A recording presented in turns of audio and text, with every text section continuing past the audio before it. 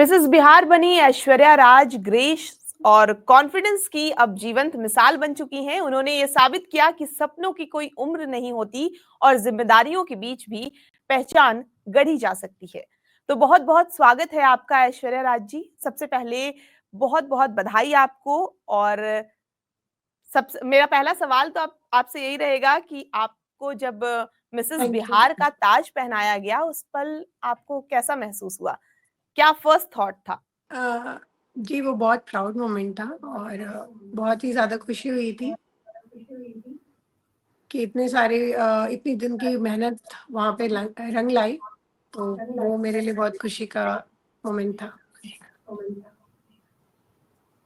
क्या पहले से ही आपके पेरेंट्स को पता था या आपने फोन किया? कैसे वो मतलब फर्स्ट मोमेंट हमें बताइए।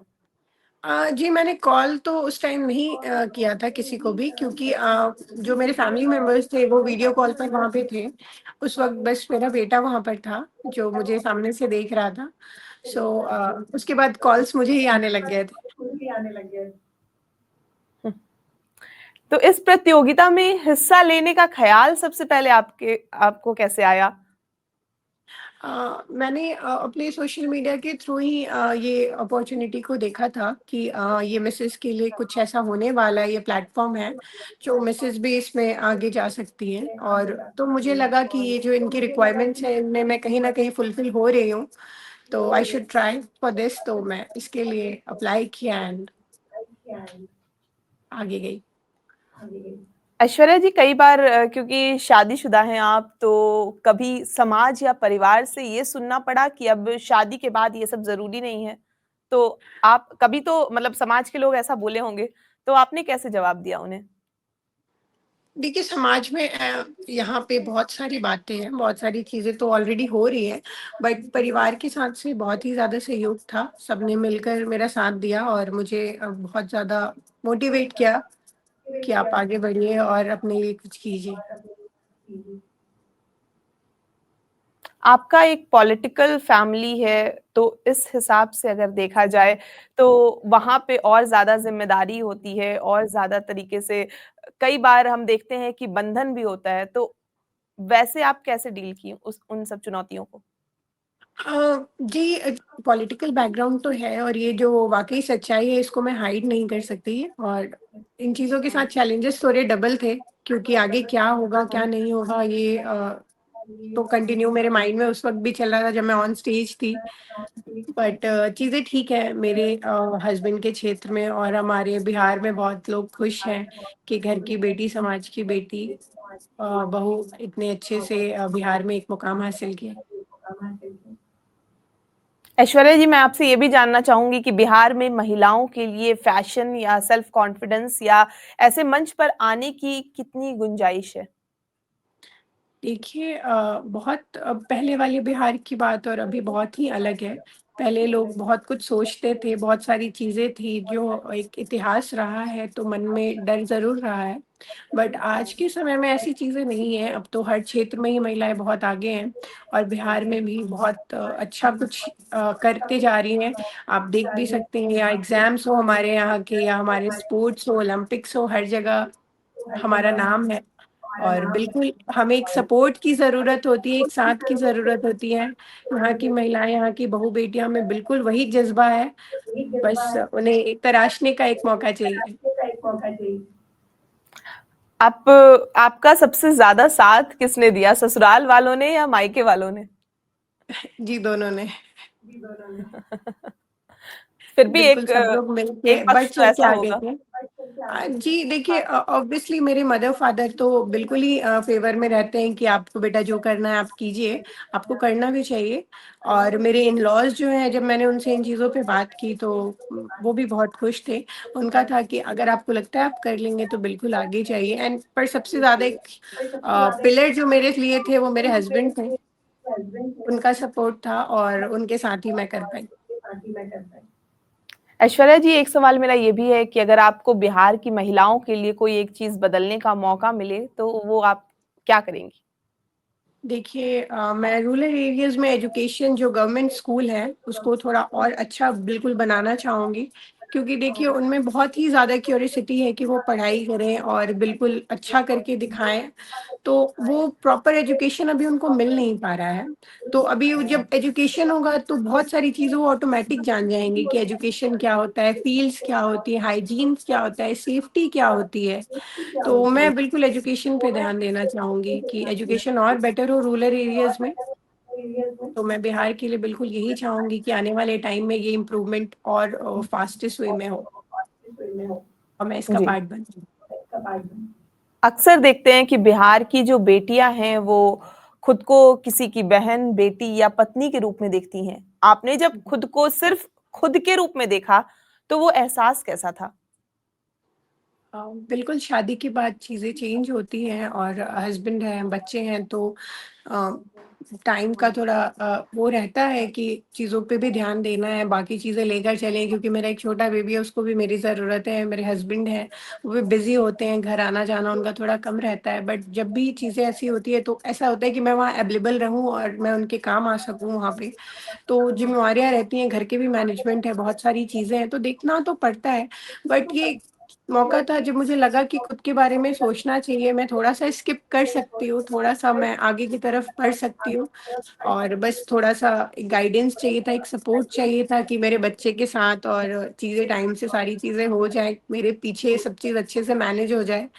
तो वो हो पाया तो मैं वहाँ पर बिल्कुल फ़ोकस्ड रही।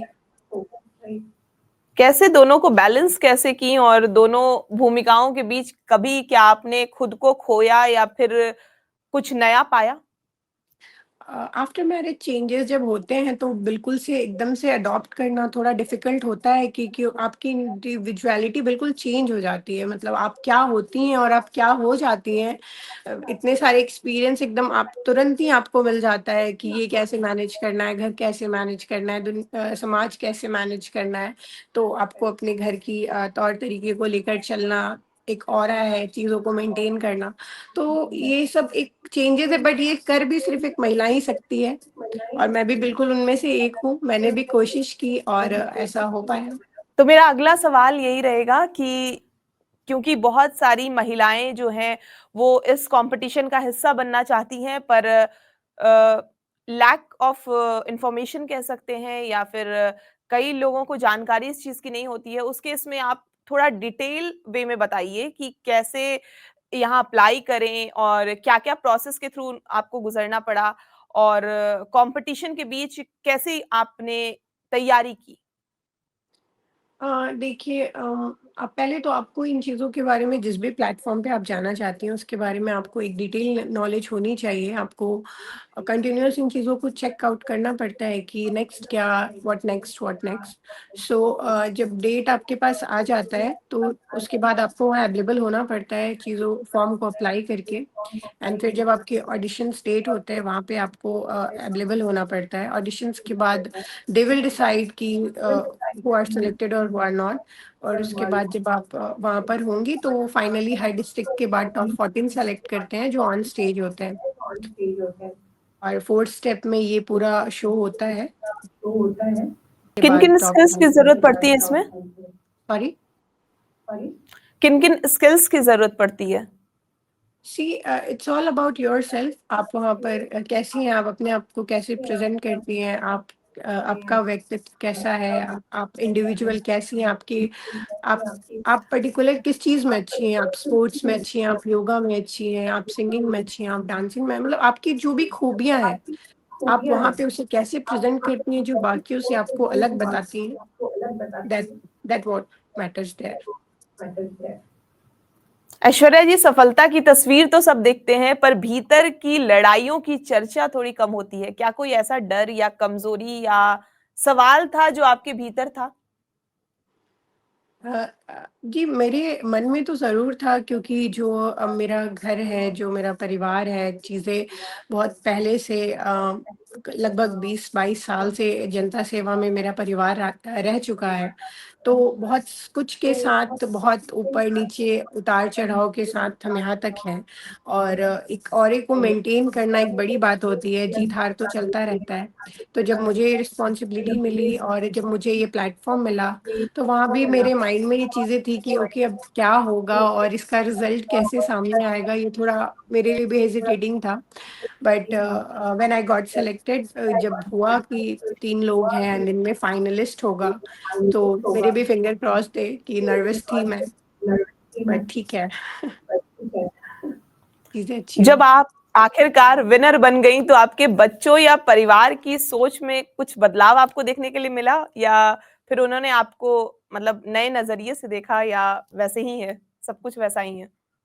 देखिए, अभी सब कुछ वैसा ही है, उन्हें पहले से चीज़ों की जानकारी थी कि ये बिल्कुल ही कैपेबल है अपनी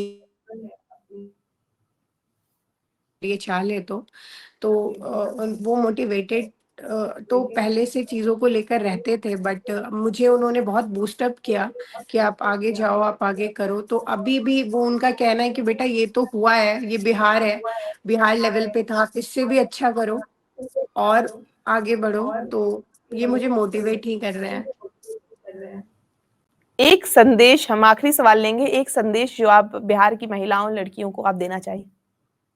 जी, बिल्कुल, मैं ये बोलना चाहूँगी कि जितनी भी महिलाएँ हैं बिहार में बिहार के डिस्ट्रिक्ट में और अन्य रूरल एरियाज़ में जितनी भी महिलाएँ हैं, जो समवेयर समहाउ चीज़ों को बिल्कुल अभी ग्रैब नहीं कर पा रही हैं, अपॉर्च्युनिटीज़ उन तक नहीं पहुँच पा रही हैं, बट उनमें भी बहुत काबिलियत है, बहुत सारी चीज़ों में वो बहुत अच्छी हैं, बहुत ख़ास हैं। तो उनकी तरह वो चीज़ कोई नहीं कर सकता है क्योंकि सब में एक गुण होता है, उसको तराशने की ज़रूरत होती है। तो बिल्कुल मैं ये चाहूँगी कि वो मौका उन तक जाए और वो कोशिश करें उसके लिए, अपनी प्रैक्टिस ना छोड़े, अपना जो हुनर है उसको करते रहें। घर के अंदर हो, सब बाउंड्री के अंदर हो, प्रैक्टिस मेक्स मैन परफेक्ट मैं ये मानती हूँ। तो आप जिस चीज़ में अच्छे हैं, आप उस चीज़ को करते रहिए। एक मौका मिलेगा, एक समय आएगा जब आपको लोग जानेंगे और आपसे जानेंगे।